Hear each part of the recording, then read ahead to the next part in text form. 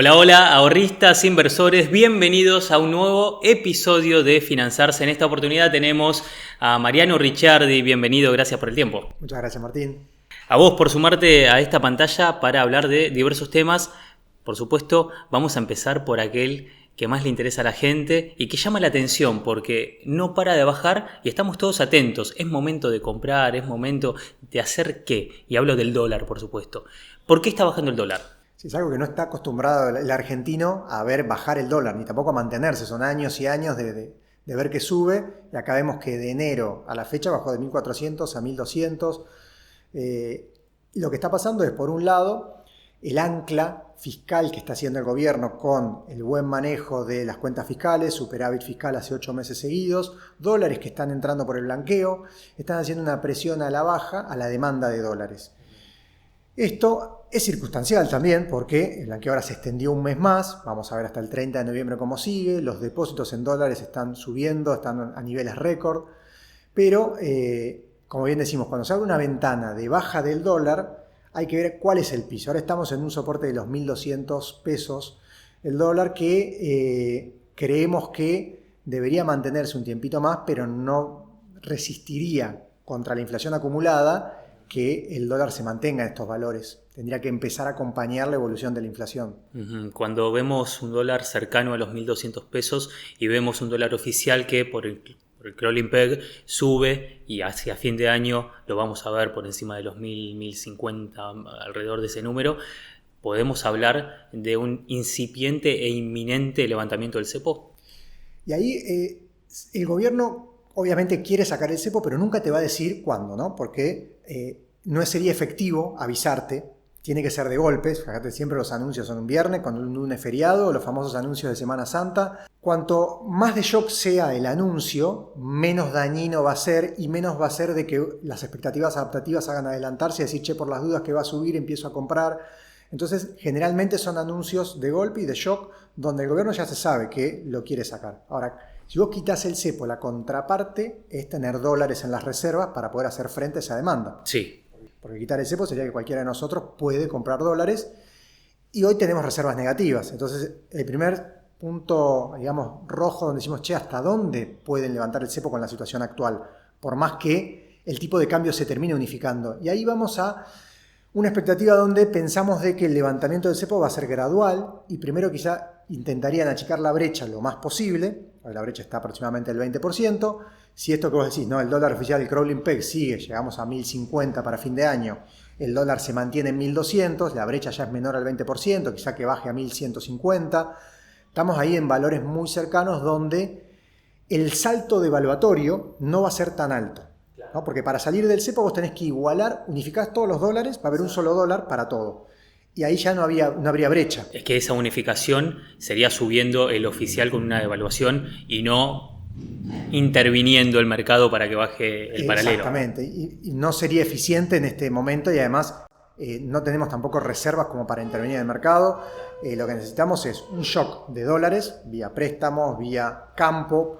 Por eso también se especula con que marzo, abril del año que viene, cuando entren los dólares, es la cosecha gruesa, con el valor de la soja que viene subiendo. Entonces tendríamos un veranito de dólares que harían tener un poco de reservas positivas como para poder hacer frente a esto. Y ahí entra en juego qué estímulo o incentivo le das a cada persona de ahorrista para que se quede en pesos y no vaya al dólar. Y ahí entra en juego la tasa real. Es que ahí pienso también, Mariano, qué puede pasar con los diferentes actores de la cadena económica de la Argentina, desde importadores y exportadores, con los dólares blend y aquellos que tienen un porcentaje de un tipo de cambio y un porcentaje de otro. ¿Qué va a pasar con el ahorrista? ¿Qué panorama ves en relación a ese momento del año donde sí tendríamos ese veranito de dólares, como decías? Bueno, está bueno lo que tocaste porque podemos separar en lo que sería para el ahorrista y lo que sería para la economía real de los sectores industriales. El ahorrista, si no tiene un incentivo a quedarse en pesos, cuando quiten el cepo va a ir automáticamente a comprar todo dólares. ¿Cuál sería el incentivo? Que la tasa real sea positiva, es decir, la tasa de interés de un plazo fijo, la tasa de política monetaria, sea mayor a la inflación. Hoy, recién este sería el primer mes donde si la inflación de septiembre se estima que va a ser 3,5, las LECAPs rindieron 3,8. Es decir, que el que invirtió en LECAPs, no plazo fijo, le ganó a la inflación. O sea, hubo una tasa real positiva. Vos para poder hacer una salida del cepo eficiente tenés que generar incentivos para que la gente no vaya corriendo a comprar dólares. Entonces tenés que subir las tasas de interés para que el rendimiento de un plazo fijo, de una LECAP, de un bono en pesos, sea mayor a la inflación. Entonces generás tasa real positiva, que es muy similar a lo que pasó cuando fue post salida de la convertibilidad del 2001. El dólar se fue a 4,5, bajó a 3 y se quedó 3-4 años planchado en 3,5. ¿Y qué lo sostuvo? Que había tasas de interés reales positivas. Y eso hacía que era un incentivo adicional a que la gente diga, che, ¿para qué me voy a ir al dólar si el dólar va a estar planchado y tengo un interés real positivo que lo puedo hacer unos meses, un año, 2? Eso es lo que para el ahorrista tendría que tener ese incentivo. ¿Te imaginas obtener más del 1000% de rentabilidad en solo un año? En Finanzars VIP lo hicimos posible. Te presentamos un exclusivo servicio de suscripción diseñado para proteger tus ahorros y maximizar tus ganancias. Por ser miembro de Finanzars VIP vas a recibir importantes beneficios. Análisis de mercado de nuestros expertos para que sepas qué puede pasar en el mercado. También las noticias más importantes del mundo financiero para saber cómo actuar y cómo cuidar tu capital. Seguimiento en tiempo real de nuestra cartera de inversiones, qué compramos y qué vendemos en detalle. En los últimos 12 meses hemos logrado más de un 1000% de rentabilidad. Informes semanales y mensuales que te mantendrán al día sobre tendencias y oportunidades. También te brindamos encuentros semanales con expertos del sector para que despejes todas tus dudas. Todo esto y mucho más en tu WhatsApp, por mucho menos de lo que te cuesta un café por día. Para ser miembro VIP, haz clic en el enlace de la descripción o en las tarjetas y empezá a cuidar tu economía personal con Finanzars VIP. Antes que te metas en el otro sector, sigo con los ahorristas y pienso que en esa época creo que no había tanta información como ahora. Creo que hoy casi cualquier ciudadano de a pie sabe qué es el Merval, sabe qué es una L30, por ahí no en profundidad, no sabe cómo operarlo, pero sabe más o menos qué es o lo escuchó en las noticias. Antes no pasaba tanto y necesitabas sí o sí acudir a un profesional que te asistiera, a un operador. Hoy pasa eso de operar por motu propio y al mismo tiempo cometer algún tipo de error por una mala lectura. Sí, pasa mucho, y el tema de la velocidad de la información que tenemos hoy, muy diferente de hace solamente 20 años atrás, hace también de que se sobredimensione los escenarios positivos y negativos. O sea, generar un FOMO mayor o generar una presión mayor, ya sea en el dólar blue, que es un mercado muy chico. Entonces, si las noticias hacen de que es una catástrofe y todos salimos a comprar blue, hoy el efecto es mucho mayor a que suba el dólar que hace 20 años, por el poder que tienen las noticias y la velocidad. Entonces, por ese lado sí afecta bastante. Ahora sí te dejo terminar el otro concepto hablando del sector industrial. Claro, por ejemplo, como vos decís, los importadores, quita del impuesto país a partir de enero, y ahí tenemos que ver qué va a pasar con el dólar a nivel competitividad para industrias, porque la pregunta de cuando te dicen, ¿el dólar está caro, está barato? Depende del modelo que quiera establecer este gobierno. Si vamos a un modelo de los 90, exportación de servicios, y sí está caro, tendría que estar 900, $1000 quizás. Si vamos a un modelo agroexportador que tengamos unas ventajas competitivas por un dólar mayor, está bajísimo, tendría que estar en 2100. Si uno mira el dólar ajustado por inflación, ¿no? Si uno analiza la inflación acumulada y va para atrás, el dólar promedio de la época de Macri eran $1100, 1100 pesos el dólar. De la época de Alberto, 2140. Entonces, depende de cómo compares, te puede estar caro, te puede estar barato. Si miramos el promedio, y sí, está barato para la situación actual porque el escenario económico es muy diferente al de la época de Macri. No hay cepo, había reservas, era otro país. Más catastrófico ahora que hace 4 años o 6 años. Y me meto justamente en lo que tiene que afrontar el gobierno, qué pasa con las reservas, qué pasa con los vencimientos que debe afrontar y qué se puede esperar, al menos para el primer semestre de 2025 en relación a esto puntualmente, teniendo en cuenta una buena cosecha como se espera, primero porque hubo 2 años muy malos, los últimos 2, y al mismo tiempo por la suba en el precio de los commodities. Bueno, ahí la situación global de Argentina es muy complicada, es como un enfermo terminal que está en coma, sí. Salió de coma, ahora estamos en terapia intensiva y hay que seguir luchándola para ver si podemos zafar. Y en el medio la gente quiere que ese paciente corra una maratón. Entonces es imposible. De la misma forma que llegamos a esta situación de a poquito muchos años de inflación creciente hasta llegar a una inflación del 300% anual. Para salir de esto se requieren años. No va a ser fácil. Y ahí el tema de la deuda es muy complicado porque la renegociación que hizo Guzmán en su momento fue: mis 4 años de gestión no pago nada, a partir del 2025 agárrense porque es impagable. Y es así. Si uno mira el perfil de vencimientos de los próximos 4 años, es durísimo. Obviamente no es muy difícil pagarlo. Vamos directo a un reperfilamiento, por eso los bonos cortos, el AL30, el 29, tienen una TIR muy alta y la curva está invertida, porque la expectativa de que al 29-30 llegamos con una reestructuración es muy grande. Entonces eso hace que la curva esté invertida porque ya se descuenta. Estamos como juntando las monedas para pagar la cuota del préstamo y le estamos pidiendo plata a todos los familiares. Bueno, es similar. Estamos buscando de qué forma pagar los intereses, no el capital, que aparentemente tendríamos la plata, para el vencimiento de enero. Después queda el de julio, que el de julio se especula con lo que vos decís del campo, la buena cosecha.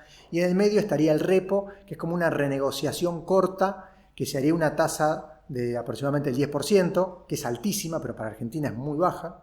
Y vos estirás un año, porque hay que pagarlo después con ese interés del 10%. Entonces, de vuelta estirar la sociedad bajo de la alfombra hasta que realmente no se sienten a renegociar esta deuda que es impagable, buscar una estructura diferente, porque lo que se hizo también en esta reestructuración, se generaron bonos sin cupones. Por ejemplo, el AL30 tiene un cupón del 1% anual. Y la renta fija, el inversor de renta fija, busca cupones, porque quiere renta, quiere armar una estructura de vencimientos, que es decir, compro este bono porque me va a pagar tantos cupones de interés. Al haber hecho una reestructuración sin cupones, pierde interés y ya deja de ser un instrumento de renta fija y es como comprar acciones de Argentina. Estás apostando a que Argentina recupere y no a que te paguen un interés. Entonces no son atractivos los bonos así, hay que reestructurarlos totalmente. Ahí me quería meter porque los bonos son instrumentos que sirven por ahí para otra operación. Por ejemplo, alguien quiere comprar MEP, va al bono y lo hace.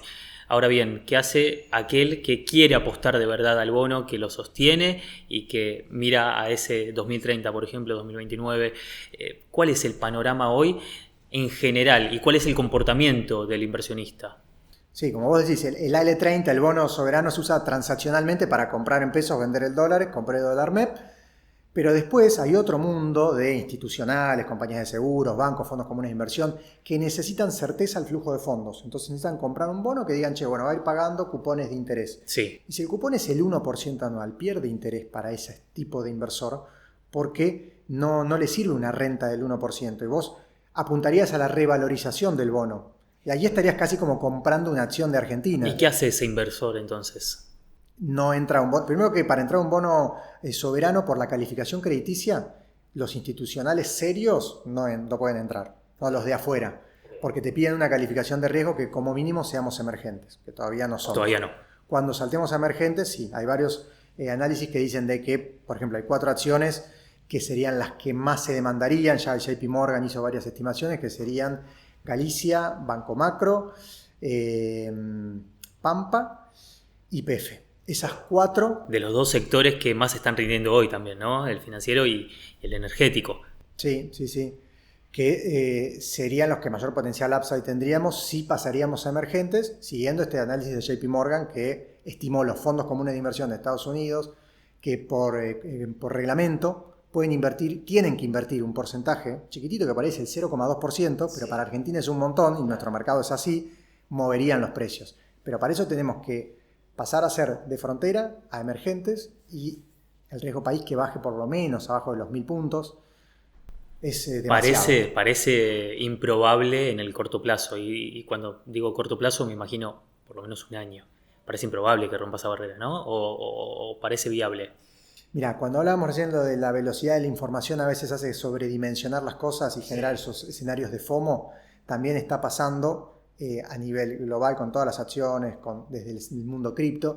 También está pasando con lo del riesgo país. Hay una relación inversamente proporcional entre el riesgo país y Merval. Sí. Baja el riesgo país, sube el Merval.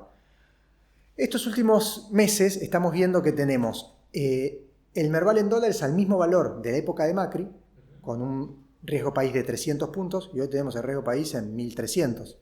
Entonces vos decís, ya la velocidad de decir, como vamos a ese camino, y este gobierno es pro mercado, y ya sé que vamos a llegar, apostando optimista, ¿no?, a un escenario de 300 puntos básicos de riesgo país, ya el Merval se anticipa y el mercado se anticipa. Entonces, se sobredimensionan positivamente las noticias optimistas, positivas a futuro, y en un escenario catastrófico también. Entonces genera mucha más volatilidad. Gracias PrimeXBT, sponsor del canal, por confiar una vez más en nosotros. PrimeXBT es un exchange internacional enfocado en el trading. En esta plataforma podrás participar en torneos para ganar premios en dinero real, realizar copy trading para seguir las estrategias de traders experimentados. Te dejamos el link para crear tu cuenta en la descripción del video y en las tarjetas. Gracias PrimeXBT. Ahora quédate con nosotros y continuamos con el programa. Hablas de Merval y me gustaría que nos metamos un poquitito más de lleno. ¿Qué viste en estos primeros 9, 10 meses de gestión de Javier Milei, pensando en la reacción del mercado, en anticipos, como decís, pero al mismo tiempo reacciones posteriores a noticias y a medidas políticas y económicas? Sí, empezando el sector bancario era el más castigado de la época anterior, ¿no? Y rezagado. Estaba muy rezagado y fue el que más subió en lo que va del año. Se entiende también porque hubo ciertas restricciones que les quitaron. Por ejemplo, los bancos ahora pueden fijar la tasa de interés, tanto de préstamos como de plazos fijos, libremente. Antes no, el Banco Central les fijaba. Entonces, automáticamente sus rendimientos estaban muy limitados.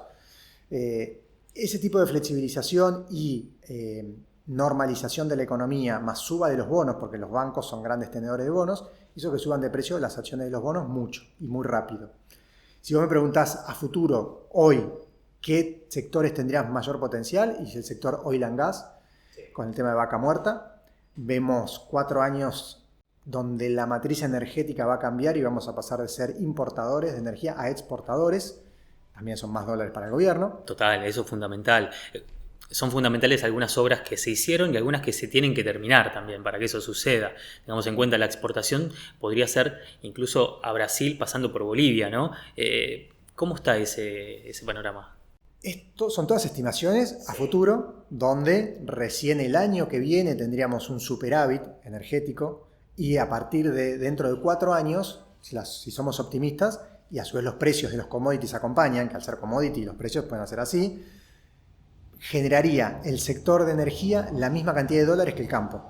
Y ahí estamos en otro escenario de otro país totalmente diferente, que si sabemos aprovechar esa oportunidad con precios de la soja y petróleo altos, tenemos todo a favor. Pero hay que llegar a esos 4 años. El mientras tanto es el problema. Bueno, el mientras tanto es un problema para muchos actores de la sociedad, pero no me quiero ir de acá. Y pienso, si Argentina logra este objetivo que planteas de exportar gas, por ejemplo, ¿conseguiríamos más inversiones extranjeras para, por ejemplo, Vaca Muerta y otros yacimientos? Sí, yo creo que ahí el RIGI es un punto importante. Falta que las provincias, ver cómo regulan también el tema de regalías, ¿no? Porque no quieren perder parte de la torta que hay para repartir, que es muy grande, ¿no? Más que nada la parte minera, que hay mucha explotación ahora en juego de cero.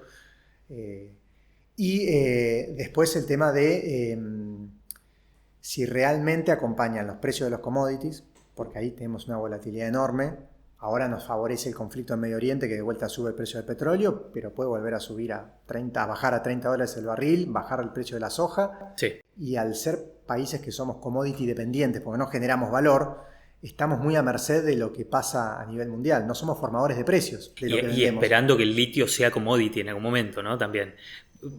Eso, ¿por qué no se da? ¿Por qué no se consigue ese objetivo que sería fundamental para las provincias productoras y por supuesto para el país?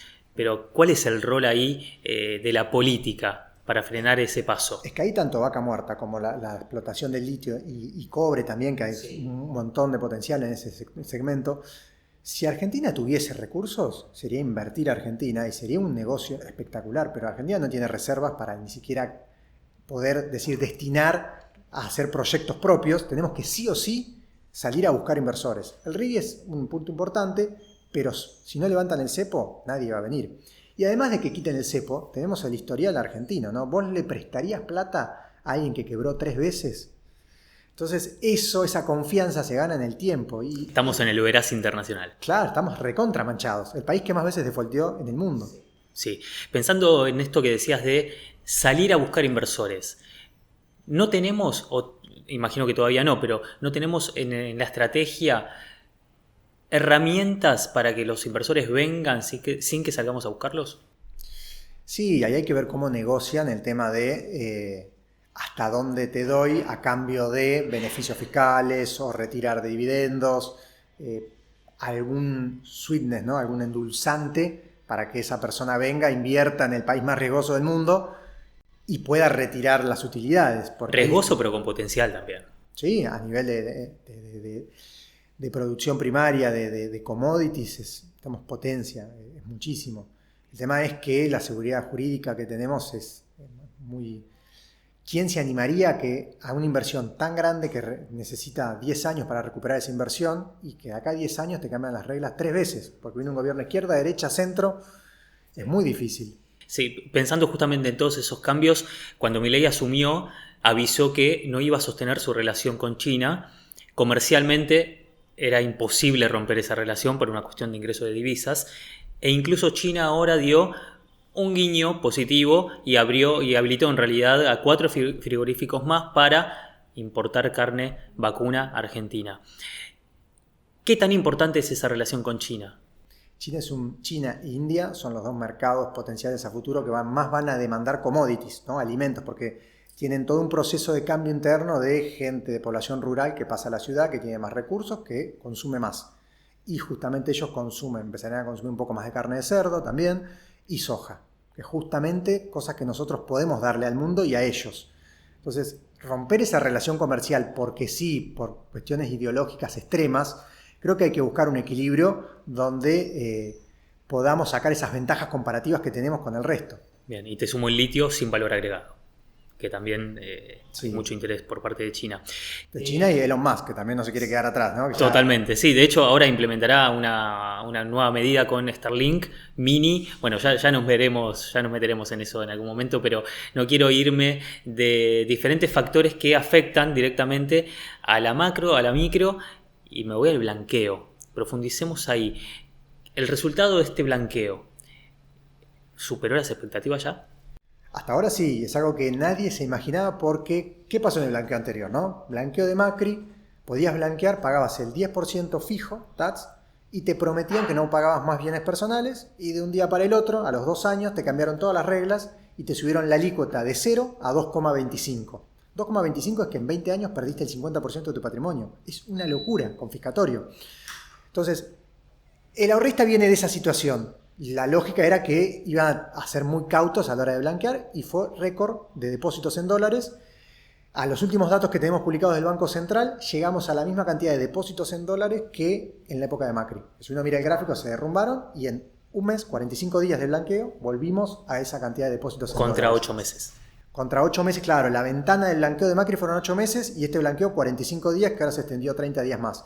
Entonces sí, es un éxito. Ahora, desde el punto de vista recaudatorio, no.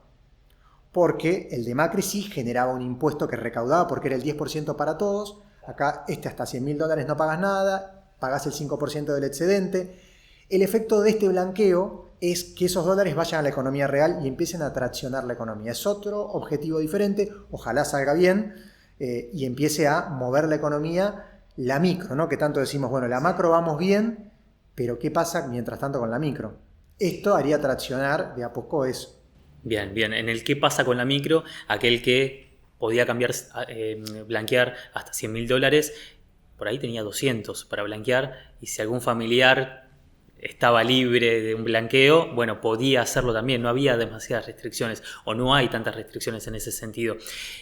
¿Cómo traccionaría a la micro entonces este blanqueo? Sí, como vos decís, cualquier familiar, mientras tenga ingresos mayores al salario mínimo vital y móvil, 230.000 pesos, hasta monotributista categoría A, puede ingresar a blanqueo hasta 100.000. Hemos visto casos de familias que ingresaban con $400.000 y no pagaban nada. Matrimonio con 2 hijos mayores de 18 años, y los daban de alta en monotributo y entraban con $400.000 sin pagar nada. De la otra forma, pagabas el 10%. Ya son $40.000 menos de recaudación. Imagínate eso a nivel macro todo país. Por eso te digo, a fines recaudatorios no es un éxito, porque es otro el objetivo. Pero sí los depósitos en dólares, que se cuentan para las reservas brutas, no para las netas, estamos a un nivel altísimo. O sea, por ese lado sí es un éxito. Quedan todavía menos de un mes. Y estamos viendo, como siempre pasa, a último momento la gente quiere entrar, fulanito entró y no pagó nadie, y le dejaron sacar la plata después del 1 de octubre, sí, entonces ahora voy y entro yo. ¿Qué está pasando con ese dinero? ¿Se invierte en algún lado? ¿Se compra ladrillo? ¿Se compran bonos? ¿Se guarda en el colchón? Estamos viendo desde el lado nuestro que muchos están destinándolo a invertir en bonos, fondos comunes de inversión, muy pocos arriesgados a acciones, pero la mayoría lo va a bonos cortos, los Bopreal 2026 principalmente, algo 2027, y obligaciones negociables, ley extranjera. La mayoría, te diría el 95%, no quiere asumir riesgo, plata que tenía su fondo de emergencia, que ahora pasa a estar también generando intereses. Entonces, una medida donde mucha gente que por ahí estaba alejada del mercado de capitales, ahora se está dando cuenta, pero esto si lo hubiese hecho antes, me estaba dando una renta. Exactamente. Mariano, un gusto, gracias. Bueno, gracias Martín. Y gracias a ustedes también por estar del otro lado.